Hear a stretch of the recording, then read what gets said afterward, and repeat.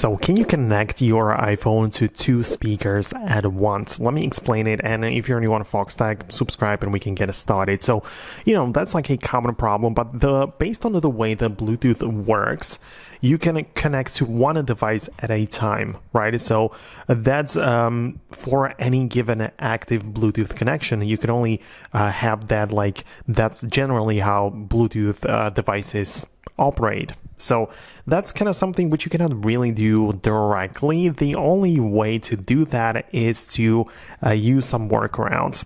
So there are some systems from some known brands, for example, from Sony or Sonos, that kind of have solutions for this, where they allow you to connect and set up multiple speakers to one hub, and then your device will connect to the single hub, which will kind of transmit the audio to all of those speakers. So unless you have that kind of setup, you will not really be able to connect to multiple speakers individually, which is not the ideal thing to do, but yeah, that would be the only way you can really make that happen. So these kind of hubs are the only solution to this, but I should also warn you that there are plenty of apps on the internet which might tell you that it's possible, even though it's not, and probably ask for some subscription or something. So I would just stay away from that. But yeah, that's just what I wanted to explain.